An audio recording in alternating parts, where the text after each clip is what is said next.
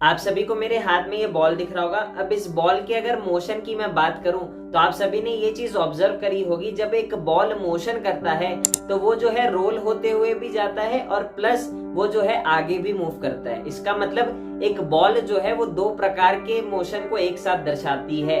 इसका मतलब क्या है, वो रोटेशन मोशन भी परफॉर्म कर रही है और उसके साथ साथ ट्रांसलेशन मोशन भी परफॉर्म कर रही है। अब हमारा मेजर कंसर्न ये है कि जब ट्रांसलेशन मोशन होता है एक पर्टिकुलर रिजिड बॉडी का, तो उस पर प्रेजेंट जो भी पॉइंट्स हैं उनका एक्चुअल में वेलोसिटी क्या होता है। तो अगर मैं एक कंडीशन ले लूं जो कि आप सभी को डायग्राम में दिख रहा है, मान लेते हैं ये एक बॉल है जिसका सेंटर ऑफ मास जो है किसी v वेलोसिटी से जो है आगे बढ़ रहा है, ट्रांसलेशन मोशन कर रहा है। अब मैं उस बॉडी पर 3 पॉइंट मासेस जो है सिलेक्ट कर लेता हूँ या फिर 3 पॉइंट्स को जो है प्लॉट कर देता हूँ, जो कि आप सभी को दिख रहा होगा। मान लेते एक पॉइंट ए है, एक पॉइंट बी है और एक पॉइंट सी है। तो अगर मैं बात करूं, यहाँ पर कंस्ट्रेंट आ जाता है कि पॉइंट ए को जो है उसी वेलोसिटी से चलना पड़ेगा जो कि सेंटर ऑफ मास की वेलोसिटी होगी। क्यों?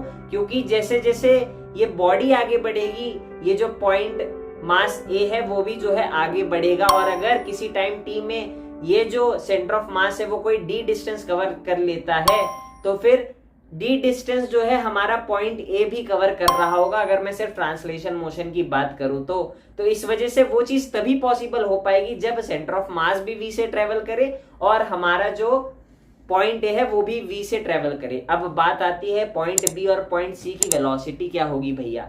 अब देखिए यहां पर अगर मैं बात करूं पॉइंट बी और पॉइंट सी, क्या ये चीज बोल सकते हैं कि आप पॉइंट ए जो है थोड़ा सा रिटार्ड कर जाओ, थोड़ा सा स्लो डाउन हो जाओ, वो कुछ ऐसी रिक्वेस्ट देंगे पॉइंट ए को,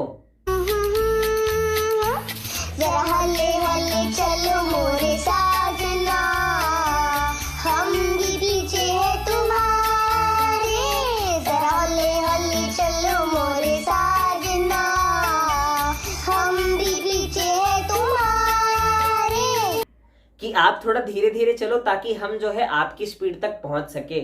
ऐसा कुछ भी नहीं होगा, क्योंकि ये जो है अगर ये चीज हुई तो ये रिजिड बॉडी के प्रॉपर्टी को जो है फॉल्स कर देगी। रिजिड बॉडी की प्रॉपर्टी ये है कि अगर मैं दो कोई पॉइंट्स को सिलेक्ट कर रहा हूं रिजिड बॉडी पर, तो उन दोनों के बीच में जो स्पेस है वो विथ टाइम कांस्टेंट ही बना रहेगा। इसका मतलब क्या है कि जो आपको डिस्टेंस दिख रही है एक्चुअल में पॉइंट ए और पॉइंट बी के बीच में, अगर वो मैं मान लेता हूं d1 डिस्टेंस है, तो वो d1 डिस्टेंस ही रहेगी जब तक ये बॉल की ट्रांसलेशन मोशन चल रही है। और वैसे ही पॉइंट सी और पॉइंट बी की अगर मैं बात करूं तो उनके बीच का अगर डिस्टेंस d2 है तो ये through out the motion maintain रहेगा। और ये चीज कब पॉसिबल है, अगर आप लॉजिकली सोच सके तो ये तभी पॉसिबल है जब पॉइंट बी जो है उसी वेलोसिटी से मूव करे जो कि वेलोसिटी हमारे पॉइंट ए की होगी। इसका मतलब पॉइंट बी की भी वेलोसिटी जो है वही वेलोसिटी होगी जो पॉइंट ए की है, means same as that of the centre of mass. और वहीं अगर पॉइंट बी और पॉइंट सी के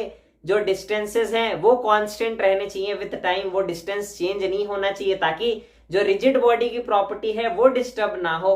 तो इस केस में भी यही चीज है कि पॉइंट सी का भी वेलोसिटी जो है पॉइंट बी के वेलोसिटी के बराबर होना चाहिए। इसका मतलब कंक्लूजन क्या है? कंक्लूजन ये है कि एक रिजिड बॉडी पर अगर मैं डिफरेंट पॉइंट्स सिलेक्ट कर लेता हूं तो उनके अगर मैं वेलोसिटी की वैल्यू निकालना चाहूं कि किस वेलोसिटी से वो ट्रांसलेशन मोशन कर रहे होंगे, तो वो वेलोसिटी की वैल्यू सेम ही होगी जो कि मेरे सेंटर ऑफ मास की वेलोसिटी होगी। तो इस रिजिड बॉडी पर आप कोई भी पॉइंट सिलेक्ट कर लीजिए, जिस वेलोसिटी से मेरा सेंटर ऑफ मास आगे बढ़ेगा उसी वेलोसिटी से ये सारे पॉइंट्स जो हैं एक रिजिड बॉडी पर जो है मूव कर रहे होंगे। तो आई होप सो इस वीडियो से ये चीज क्लियर हो गई होगी कि क्यों भैया ये चीज हम लिखते हैं कि अगर सेंटर ऑफ मास की वेलोसिटी v है या vcm है तो जितने भी पॉइंट्स होंगे उस पर्टिकुलर बॉडी पर उनकी भी जो वेलोसिटी है, ट्रांसलेशनल वेलोसिटी है, वो vcm ही होगी। आई होप सो ये चीज अब क्लियर हो चुकी होगी बहुत ही बढ़िया वे में।